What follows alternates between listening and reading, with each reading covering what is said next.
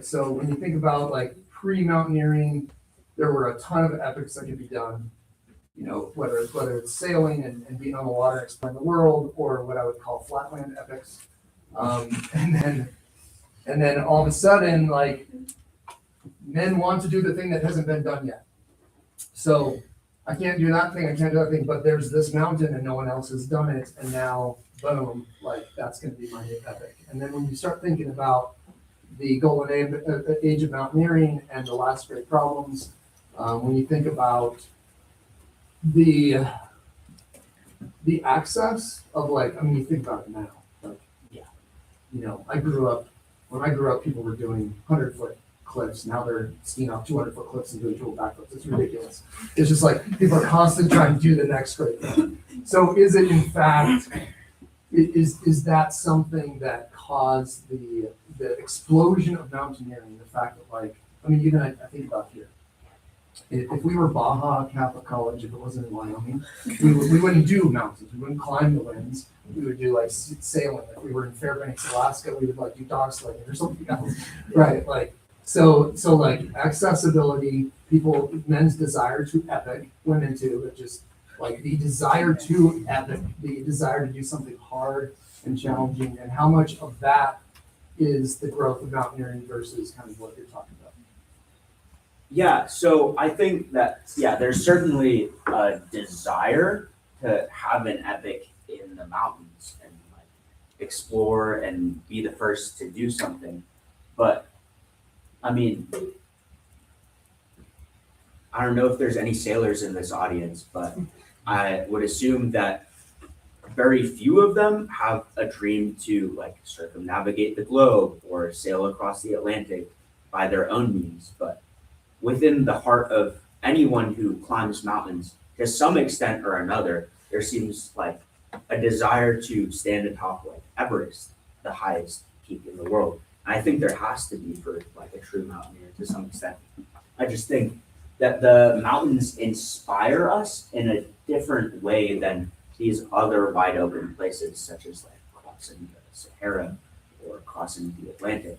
And I don't know if that has something to do with the fact that mountains have an uncontrived terminus, so that their journey towards it can be completely contrived, whereas with the other wide open spaces, the journey has to be not contrived so that you can reach an uncontrived point. I think those are things that set mountaineering apart in its motivation to I would argue that for you, that exists. My father, when I started mountaineering, thought it was crazy and had no understanding of why I would want to do it, right? And so like as much as you like that, or other people who love mountaineering, there's also people that like there is the sailor who desires like that epic and there's equivalent things that I would say that other things said. But I want to dive into one other concept, which is technology. How much is mountaineering, did it blow up because of technology? Because when you look at the rafting world, for example, it blew up when after World War II, when we had these boats that were life rafts from ships, and all of a sudden we can take it down the river. And so we started having ropes, and then when you really look at the last great problems, now we have crampons, we have ice axes, and then of course now when you think about the last great problems in our current era, we're trying to do more epic things because we actually have like for camping devices, and even the invention of oxygen, like more people can get up. Even just Denali. Denali used to take 60 days to climb. Now you can fly a plane into base camp, and planes were not used as like let's go have fun and climb a mountain until all of a sudden Denali and mountains like that became. So how much is technology actually the unifying factor that like blew up mountaineering or alpinism, I would say? I think maybe it's more prevalent for alpinism, but for mountaineering specifically, and I discussed this in greater length in my thesis, but the technology was not made for climbing that preceded climbing's emergence, right? We have ropes which have been around since Egyptian times, and they're just woven hemp ropes. They're not the, 8.9 skinny, dynamic, stretchy ropes that we have today that make a super light and fast like, push really possible. But ropes, our ice axes that we use on glaciers were actually just like a wooden stick with a spike at the bottom that people used for crossing the Alps for hundreds of years beforehand. We didn't actually like have self-arrest mechanisms on them yet. Carabiners were first invented for military use for German cavalry and were just later adopted for climbing. So climbers took the things around them to help mitigate the risk in the mountains to go do the thing. It wasn't like, oh, all of a sudden, we have this like wonderful new tool called an ice axe, and now we can go and climb this mountain. It was more, the sport emerged with the technology that like existed and had existed for a long time. And then as the sport became more technically demanding and specialized, technology evolved with it to help enable loftier pursuits. So, yeah, to answer your question more precisely, no, I don't think technology is the unifying factor. Well, I could talk all day. This is an awesome topic. It is an awesome topic, man. I thank you for your insights. I'm going to try to come up with, to not offer too many questions here. I like your notion that you just described as, what was that a terminus? What did you say? Uncontrived terminus? Uncontrived terminus, yeah, wonderful. Because I was thinking of parallels, or kind of sort of parallels to alpinism as you're speaking. I was thinking, what else do men do? Well, they try to reach the South Pole, which is in the center of a largely flat but vastly inhospitable continent. They like to get out into the middle of deserts. The bigger and the more hostile, the better, for a certain mindset, or deep in the heart of a jungle. All of these things are encounters with nature in the raw and inspiring in a way, but in none of them do you have quite the same nave plus ultra. The point of a mountain, you can't do any higher. It defined it. It's completely uncorrect. So would you say that kind of consideration maybe makes alpinism or even mountaineering generally sets it apart a little bit from other sorts of encounters with nature in the raw? Yeah, I would say so. I think, the summit is very important for mountaineering particularly, but having that sort of uncontrived terminus is really important. You look at the journey to the poles. When China built the Three Gorges Dam, it changed the axis of Earth's rotation by the amount of water it displaced. Like the poles are actually like very like contrived terminuses, and like people who did it 200 years ago or 100 years ago didn't actually travel to like what the pole is now. But Okay, let me go a little further here. How important, with it in the back of my mind that from a moral standpoint, there might be a danger of hubris here. How important is it for alpinists generally to actually get on top? Is it hugely disappointing and a failure if they stop 100 meters shy for any reason at all? It's definitely not the same, but I would say that there's, in a sense, two mountains that you stand on when you're at the summit. That there's a mountain that you physically climb, and then there's the mountain of like the culminated experiences and like pain and suffering that you went through the entire process of the ascent, and you also stand atop of that, and it reaches a culminating phase at the peak because it is a point above which you can go no higher. And I mentioned this earlier in my conclusion, that there seems to be like a kairotic time thing going on, not a chronological time. That time seems to stand still for a moment or a few moments, and the soul drinks up 10,000 wonderful sights around it, and then you come back to Okay, if I may pursue a little bit more. We talked about the technology that makes so many of these things that were formerly absolutely impossible, now possible. But there's also the trend to climb without oxygen, to climb without ropes. To me, one of the supreme feats of climbing is the gentleman that didn't have to know, right in the face there without. Alex Honnold. That to me is borderline crazy, but Borderline? yeah, but awesome. Would you say that it's part of the ethos of alpinism as it exists today, that it has to be man against the mountain, really man with the mountain? In other words, try to shed as much technology as possible, if it's possible to shed anymore, I don't know. That was certainly Messner's philosophy in a large part. And he was really a pioneer of these like bare means ethics. But he came about in a time period where instead of, following a natural line on a mountain to the summit, like the way like water would fall down a ridge or something, people would just bolt a direct line to the summit with like an endless stream of bolts at 5-foot intervals and haul them up on their rope ladders. And he said that in a sense we're murdering the impossible, and that there has to be some chance of impossibility of attaining the summit for it to still be valuable to do, in a certain sense, that he viewed this technology not only as an impediment to encountering nature, but also as an impediment to the sport. Because, when you look at that, that's not actually climbing. You're not having a real like, tactile experience with nature.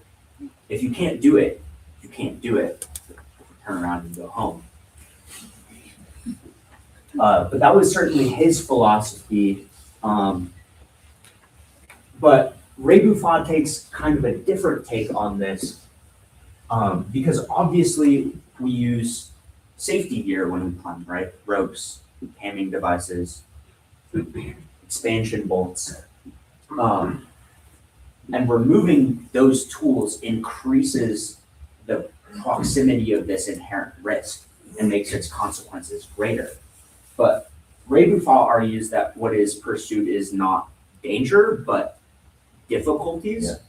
And right, with that Alex Honnold example, he trained for 6 years, repeating the route twice a week for 6 years before he actually did it solo without a rope. In his mind, it's nowhere in there that he would fall. And he's even said this himself, people aren't scared of heights, they're afraid of falling from heights. And I would be afraid too if I thought I was going to fall.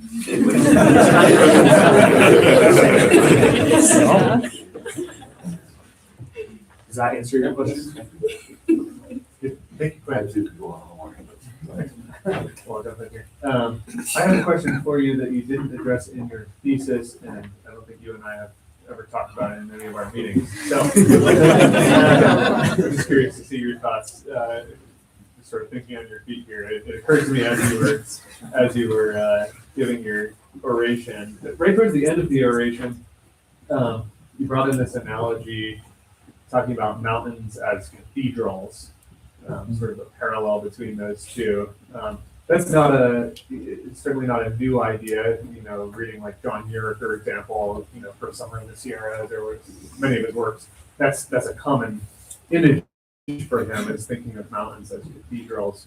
Of course, we study in our art history sequence. You have a sort of deep study of Chartres Cathedral, and sort of thinking about all the different parts and pieces that go together to make that sort of what a cathedral is. It's not just a church, right? It's something somehow kind of microcosm. It's something. It's more than just the sort of stones that go into it, or more than just a building, I guess. I don't know. Could you say something about that analogy between mountains and cathedrals, and sort of what that might mean, or what we could unpack from that? Yeah, it seems that, at least for me, what I mean by cathedrals is something that captures the beauty of existence more preeminently or in a more manifest way, something that draws our eyes upward to exalt in the creator and his works. And like for me, when I'm sitting in this classroom back here during class, sometimes I'll look out and like there's a tree that I really like to look at and like a hill behind it. And like for me, that's also like a cathedral. And I mean, cathedrals are different for like everyone, but it's, yeah, one of those special places for them that lifts their soul higher. That would be what I mean by my definition. That's all. Thank you. We'll open it up for questions from the audience as well. Tessa. Thanks, Quinn. So I guess what I'm taking away from your thesis is that mountaineering is kind of this response to like the Industrial Revolution, and it gives man a way to encounter reality that's kind of been taken from us in the modern world. And with that idea, it seems like we should make mountaineering as accessible as possible to everybody so that they can encounter reality. So I was wondering if you could talk, this is kind of like playing off the technology question. I was wondering if you could talk a little more about if you think something like via ferratas are beneficial for that encounter, or if you think that they actually might detract. I want to put my foot down on this subject and say that like, the industrialization of the mountaineering industry is absolutely disgusting. Mount Everest, where 300 people are lined, queued for the summit, looking like they're swimming like salmon up this waterfall, just to like get their like Instagram on the summit, like by accessibility. Like, should more people be able to have access to the mountains? Yes. Should there be infrastructure there to enable like their safe participation in the mountains through like guided activities, etc.? Like, I think so, but like, I'm not a big fan of Via Ferrata. I think it's kind of lame, but yeah, I think there's something special about the solitariness that you can have while climbing, right? It is a team sport. It's you and your belayer going up this alpine face, but for a lot of it, like you are on your own. It's you pulling those moves, and it's simply your belayer that like has their life in their hands. So they're with you, connected through the rope, but you're also solitary. And I think that solitude is actually like, necessary in a sense for what we get on the summit of mountains and what we get through the act of climbing. That it's you and nature coming together, not you and a bunch of other people as a whole, and we're having this like really cool thing where we get to like chat about it and have like wine and cheese after this Via Ferrata and yay, go us, we did a really cool hard thing. That for me doesn't seem to like really do this sort of thing super well. So I mean, yes and no, I guess would be my answer to your question. I'll just follow up on that.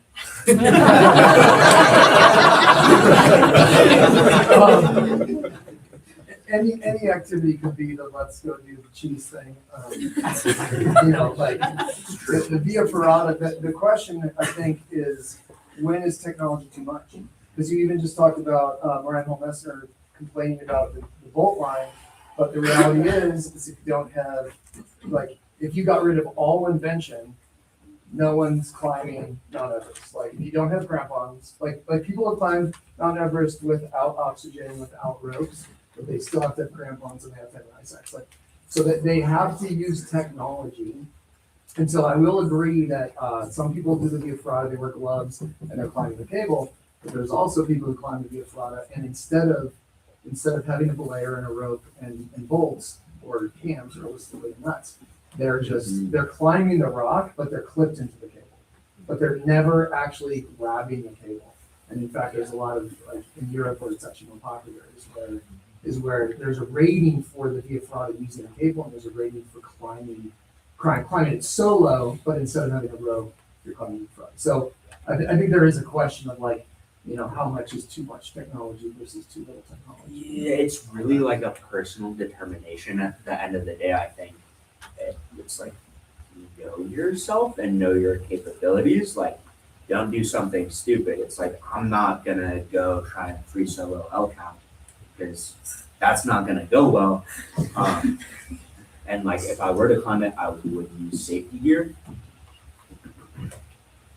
Yeah, I mean, Well, yeah, if you're I climbing the almost Via wanna- I Ferrata wanna- as a Via Ferrata versus climbing the rock, like, it seems like two almost very different things. What somebody you brought up is the difference between guided versus solo, because you talked about the importance of you being out there solo, and the biggest problem with Mount Everest is the guided component. So all these guides are, and then of course the country who's giving out permits, they make $20,000 per expedition, so they make a lot of money. So is it so much that I can go with a friend and there's multiple of us, or is it more of the issue of guiding? Like, as a guide, I don't want to say that like, guiding's horrible, but there is something to be said. When I'm on the Grand Teton and guides are like in my way or passing me, it's pretty darn frustrating. And there's an element of like commercialism that is very different from what you were talking about as far as being out there in solitude. Yeah, guiding is a complicated subject. I think like the commercialization of mountains is not a good thing, but I do think that it is good that people who want to get into the mountains can do so safely and with professional instruction to mitigate the risk themselves. I think you see, especially today, a lot of people like looking at Instagram and YouTube and being like, wow, these mountain things are so cool. I'm just gonna go climb them. And they really have no idea what they're doing and get stuck up there or get hurt or even die. And like, I think it's important that we do have infrastructure to support new people trying to enter into the sport. JP. Thank you so much for your oration, Quinn. So my question is kind of sparked by some conversations we've had in the past about trad climbing and alpinism.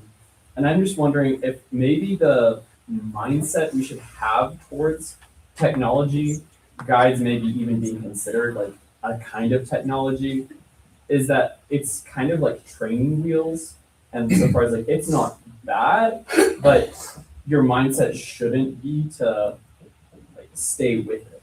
It's meant to at some point be removed. So is that like a healthy mindset towards technology? I don't know that it's a healthy mindset to view safety gear as a thing to be removed. Well, I mean, certainly like when you're learning to trad climb or you're learning ice climbing, right? At the beginning, not running it out like 20 or 30 feet between placements, but sewing it up and placing every 2 to every 5 feet to get familiar with placements and like have the best assurance that like, you will remain safe if you use them, and then weaning off to a reasonable margin of safety for you and for your partner, and using the least, in my opinion, I think like purity comes from using the least amount of technology that is needed. It's like, yes, I will still bring a belay device instead of like belaying with a munter hitch because it's like so much more convenient, and I'm just not going to belay with a munter, even though that's like more technology. Brendan, are there any questions in the chat? There are not. There are not. That's a bummer. Okay. As fun as it would be to ask if should mountaineers really wear shoes. What I want to know is, you kind of established why when a mountaineer, let's say like Quinn climbs crazy mountain in the desert somewhere, would you do something good for you or good for everyone? Is kind of my question. Is mountaineering a private good or a public good? And if it's a public good, is it more public? Is it better to make it as public as possible? Should you bring your videographer and a helicopter and a jetpack and all those things? It's just looking at mountaineering as this sort of like parallel in a world where you don't have to be violent in order to be a hero. that it seems like there is something really good about just like showing the human race how heroic it can be and do something hard without having to destroy anything. So Yeah, I think that's an interesting point, and the example that brings to mind for me is Nirmal Persia climbing all 14 8,000 meter peaks in 7 months when the previous record was 7 years. And every single person he talked to about this said, "You're crazy, you're a lunatic, this is actually just impossible." And these mountains are like, they're climbed in stages. You go to Camp 1, Camp 2, back to Camp 1 to acclimate, right? He's climbing these mountains in a single push. Everest and 2 other 8,000 meter peaks in a 48-hour push, right? He's doing absolutely incredible feats that are pushing like the boundary of what we know is humanly possible.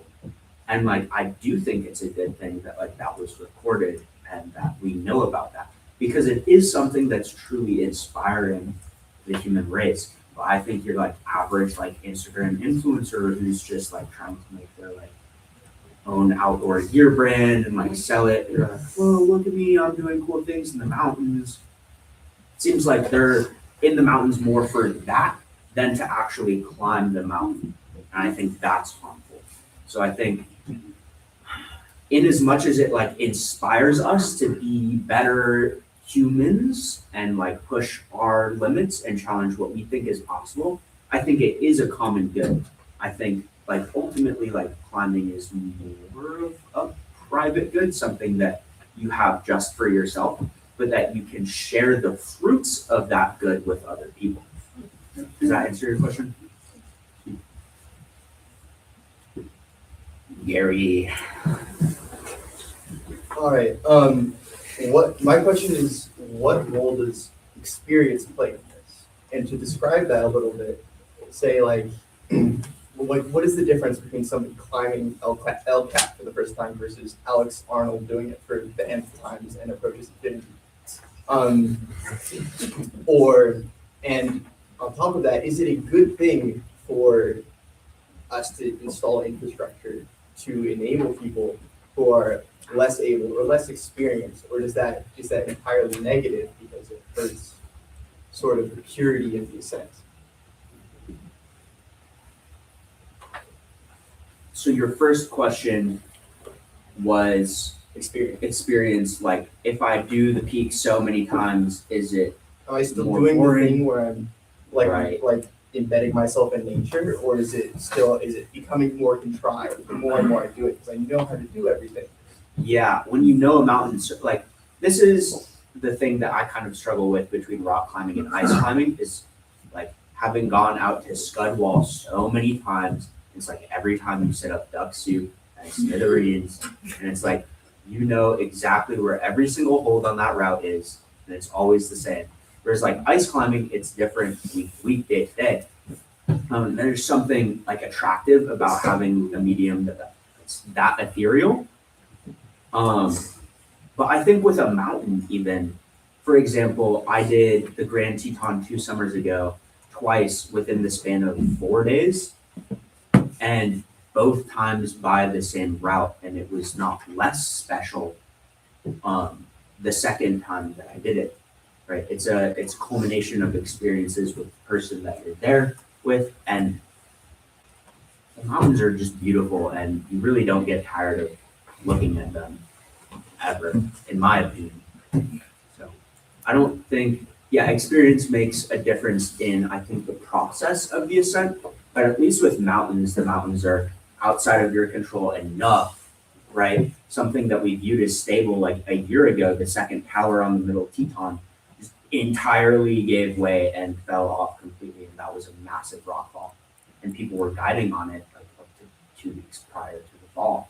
No one thought it was going to happen, it just happened. So the mountains are large enough entities that there's enough unpredictability in there that I think it still does this thing regardless of whether or not like you've seen the site 1,000 times. And then with infrastructure, I want to go back to my answer for Tessa. It's like it's good to allow access to the spaces, but not to inhibit our encounter with them. So there is a mean somewhere. I don't know what that mean is. I'm not like a board member on like climbing access funds. This is not really something I think about on my day-to-day.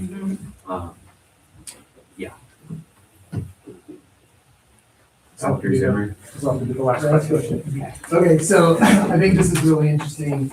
Never really thought about the romantic and the poetry and just like the way that we describe the mountains. And I'm curious if your experience in reading poetry and kind of researching this, did you see anything that correlated the same idea when it comes to river running?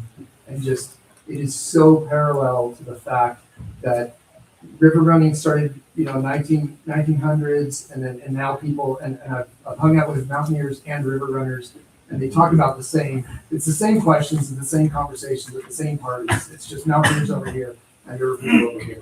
But like, did poetry, did you run across any like poetry where we used to talk about rivers being like scary and gnarly and dangerous, and now we talk about rivers as being beautiful and something that you would want to actually do? Because I just see such a same situation in the chronology of river running and maybe poetry and stuff.